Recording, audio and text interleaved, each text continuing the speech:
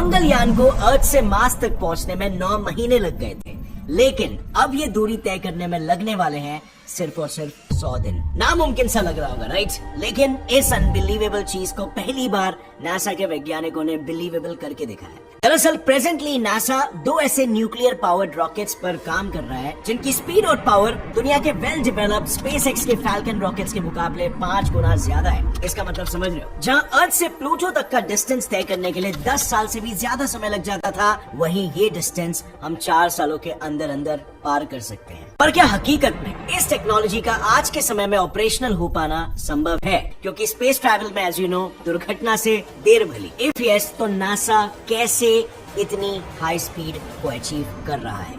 पिछले 100 सालों में स्पेस ट्रैवल को लेकर हमारे आइडियाज काफी चेंज हो चुके हैं। 1657 में लोगों को लगता था कि पटाखों की मदद से किसी भी बड़े रॉकेट को स्पेस तक प्रोपेल किया जा सकता था। अगर देखा जाए तो ये आइडिया इतना भी बुरा नहीं है, क्योंकि सिर्फ लिक्विड या सॉलिड फ्यूल को चलाकर एनर्जी क्रिएट किया जा सकता है। इनफैक्ट जब सबसे पहला रॉकेट बम्पर WAC बनाया गया, तब उसे इसी आइडिया के बेसिस पर सक्सेसफुली लॉन्च किया गया था, और यही वो पल भी था जब से शुरू हुआ रॉकेट बनाने का सिलसिला। आज की तारीख में रॉकेट बनाना कंपैरेटिवली काफी ज्यादा इजी हो गया है। Indian space agency Agnikul Cosmos ने दुनिया का पहला 3D प्रिंटेड रॉकेट भी बना लिया है। इस रॉकेट की टेस्टिंग तक सक्सेसफुली हो चुकी है और दिसंबर खत्म होने से पहले एक और दूसरा 3D printed and even reusable rocket launch होने वाला है। इनफैक्ट आज के तारीख में हमारे पास जो सबसे पावरफुल रॉकेट है वो भी एक केमिकल कंबशन रॉकेट ही है, जिन्हें यूज करके आने वाले कुछ ही सालों में इलॉन मस्क लोगों को मार्स पर बसाने के प्लान्स बना रहे हैं। सो बेसिकली ये टेक्नोलॉजी आज के टाइम पे काफी वाइडली यूज्ड और काफी हद तक सक्सेसफुल भी है। इसमें होता ये है कि इंजन में कंट्रोल्ड और कंटिन्यूअस एक्सप्लोजन क्रिएट होता है, जिसके मदद से रॉकेट्स को स्पेस में लॉन्च किया जाता है। फर्क सिर्फ बस इतना है कि इस मेथड में अपग्रेडेशन करते हुए स्पेसएक्स के इंजीनियर्स ने इस केमिकल कंबशन से ज्यादा एनर्जी क्रिएट करने का और उसकी एफिशिएंसी बढ़ाने का तरीका ढूंढ लिया। आज के तारीख में किसी भी रॉकेट की एफिशिएंसी बढ़ाना रॉकेट साइंस का एक बहुत इंपॉर्टेंट हिस्सा है।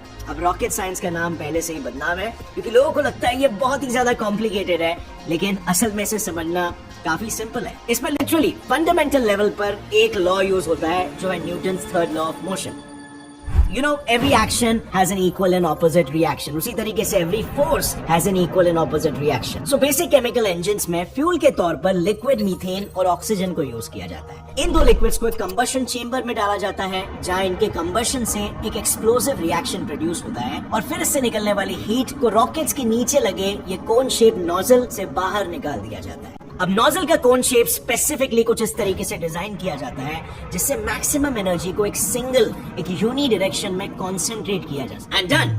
अब आएगा न्यूटन का third law of motion into play. नीचे की तरफ निकलती एनर्जी रॉकेट को ऊपर की तरफ पुश करती है, और इस फोर्स को कहते हैं थ्रस्ट। एक रॉकेट इंजन जितना ज्यादा थ्रस्ट प्रोड्यूस करेगा, रॉकेट उतना ही ज्यादा तेजी से ऊपर की तरफ उठेगा। And that's it. यही है बेसिक रॉकेट साइंस, जिसको काफी कॉम्प्लिकेटेड कहा जाता है। अब ऑब्वियसली हम सिर्फ इसके फंडामेंटल्स की बात कर रहे हैं। एडवांस रॉकेट्स में काफी एडवांस लेवल की इंजीनियरिंग होती है, एंड दैट्स अनदर स्टोरी। लेकिन ऐसे ही रॉकेट्स को यूज करके नासा का मेन ऑब्जेक्टिव है 2025 तक इंसानों को फिर एक बार चांद पर भेजना, जिसकी तैयारियां जोरों शोरों से चल रही है। लेकिन यहीं पर एग्जैक्टली आती है एक मेजर प्रॉब्लम। हम सदियों से यही केमिकल कंबशन टेक्निक को यूज करते आ रहे हैं, और इस टेक्निक के अपने आप में काफी बड़े लिमिटेशंस हैं। इसका एक सबसे बड़ा लूपहोल ये है कि लिक्विड फ्यूल को जलाकर एनर्जी क्रिएट करना एक बहुत ही इनएफिशिएंट प्रोसेस है। In the end you won't believe, but हम फ्यूल का सिर्फ 1/3 से भी कम हिस्सा ही एनर्जी में कन्वर्ट कर पाते हैं। इन केमिकल रॉकेट्स को मैन्युफैक्चर करना भी बहुत ही एक्सपेंसिव होता है। I mean, अगर आप कैलकुलेट करो तो सिर्फ एक छोटे से आधे किलो के सैटेलाइट को स्पेस तक पहुंचाने में 8.28 लाख रुपीस जितना खर्चा हो जाता है, जिसमें ज्यादातर पैसा तो फ्यूल में ही खर्च हो जाता है।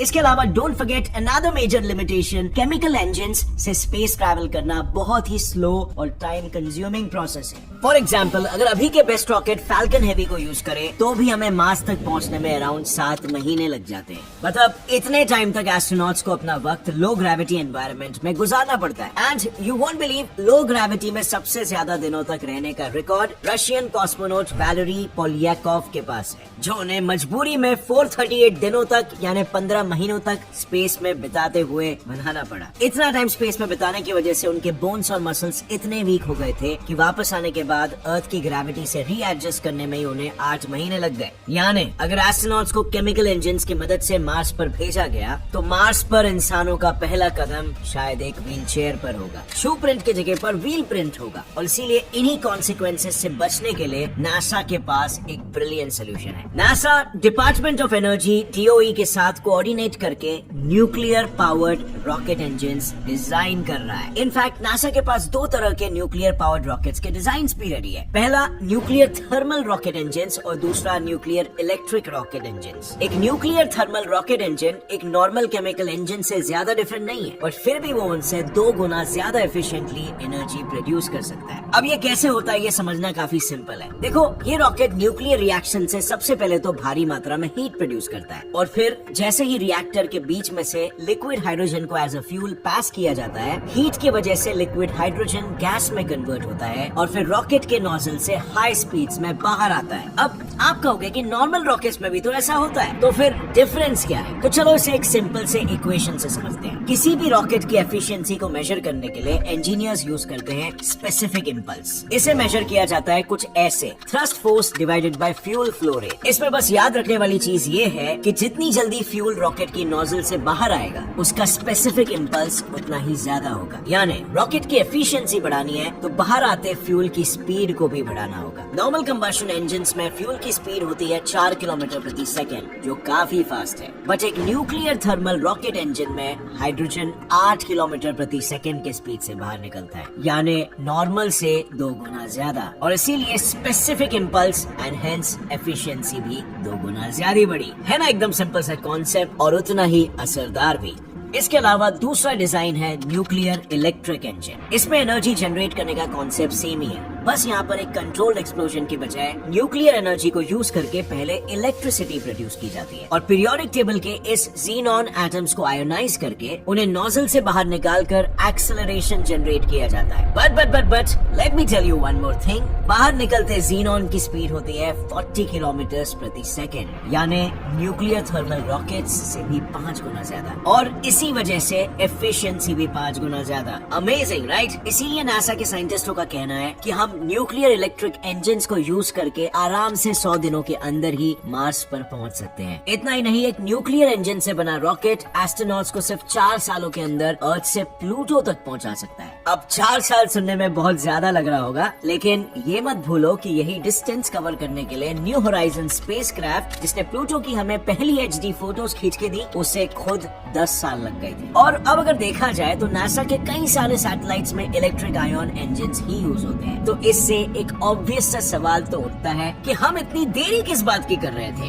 हम इसे मार्स या किसी भी दूसरे प्लैनेट तक पहुंचने के लिए यूज क्यों नहीं कर रहे? वेल, ये कॉन्सेप्ट जितना सिंपल दिख रहा है ना, इसे एग्जीक्यूट करना इतना भी सिंपल नहीं है। यू सी, जैसे हमने देखा, एफिशिएंसी बढ़ाने के लिए फ्यूल की वेलोसिटी तो ज्यादा होनी चाहिए, लेकिन एक और एक चीज है जो मायने रखती है, और वो है थ्रस्ट। थ्रस्ट फ्यूल की स्पीड पर डिपेंड नहीं करता, लेकिन डिपेंड करता है कि फ्यूल की क्वांटिटी कितनी बाहर फेंकी जा रही है। आयन इंजन्स में फ्यूल के तौर पर यूज होने वाले ज़ीनॉन की स्पीड तो ज्यादा है, लेकिन क्वांटिटी बहुत ही कम होता है, और इसीलिए आयन इंजन से बना रॉकेट अर्थ से लिफ्ट ऑफ भी नहीं कर पाएगा। सिर्फ एक बार रॉकेट स्पेस में पहुंचने के बाद ही आयन इंजन इफेक्टिवली काम कर सकते हैं। इसके अलावा एक और प्रॉब्लम भी है, न्यूक्लियर इंजन्स में यूज होता है highly radio active uranium isotope. आज इसे यहाँ अर्थ पर कंट्रोल करना बहुत ही रिस्की काम है, तो अगर इसे स्पेस इंजन्स में यूज किया गया और गलती से स्पेस में कोई एक्सीडेंट हो गया तो रेडियो एक्टिव यूरेनियम एस्ट्रोनॉट्स को पूरी तरीके से फ्राई कर सकता है। In fact Russian space agency Roscosmos ने अपने रॉकेट्स में न्यूक्लियर एनर्जी यूज करने का प्लान इन्हीं सब रिस्क फैक्टर्स की वजह से पूरी तरीके से खारिज कर दिया, और इनके सबसे बड़े कंपेटिटर USA ने इसी रिस्क को मद्देनजर रखते हुए स्पेस इंजन्स में न्यूक्लियर फ्यूल को यूज करना काफी हद तक रिस्ट्रिक्ट कर दिया है। यानी जब तक नासा न्यूक्लियर एनर्जी जनरेशन को कम्प्लीटली सेफ नहीं बना देती, वो हर स्पेसक्राफ्ट में न्यूक्लियर इंजन्स को फिट नहीं कर सकते। लेकिन अगर फ्रेंड्स नासा ने इसका भी तोड़ निकाल लिया, फिर भी एक प्रॉब्लम तो बची रहेगी। एस्ट्रोनॉट्स को फिर भी 100 दिनों के लिए लो ग्रेविटी में रहना ही होगा। अब I know artificial gravity generate करने का एक बहुत ही कॉमन मेथड हो गया है पूरे स्पेसशिप को रोटेट करना। इसकी वजह से एक सेंट्रीपिटल फोर्स क्रिएट होती है जो एस्ट्रोनॉट्स को जमीन से चिपकाए रखती है। बहुत सारी मूवीज में ये आइडिया यूज भी करते हुए दिखाया गया है, बट नहीं, यहाँ पर मैं इस आइडिया की बात नहीं कर रहा हूँ। इस केस में स्पेसशिप को घुमाने की कोई जरूरत नहीं है, क्योंकि आफ्टर ऑल ग्रेविटी क्या है, एक तरह का एक्सेलरेशन ही, राइट? तो बस अगर हम रॉकेट को एक कांस्टेंट 2.8 मीटर्स पर सेकेंड की स्पीड से एक्सेलरेट करें, तो बस अगर हम रॉकेट को एक कांस्टेंट 9.8 मीटर्स पर सेकेंड की स्पीड से एक्सेलरेट करें, तो स्पेसशिप के अंदर भी अर्थ जैसे ही ग्रेविटी जनरेट किया जा सकता है। तो अब आप बताओ, अगर न्यूक्लियर पावर्ड रॉकेट से स्पेस ट्रैवल इतना आसान हो गया, तो उसके और क्या क्या इम्प्लीकेशंस हो सकते हैं? लिखिए अपना जवाब नीचे कमेंट सेक्शन में। और अगर इस वीडियो से आपको कुछ भी नया सीखने मिला, एक लाइक जरूर ठोकना, चैनल को सब्सक्राइब कर लो और बेल नोटिफिकेशन दबाओ ताकि आगे आने वाली हमारी कोई भी वीडियो की अपडेट आप मिस ना कर सको।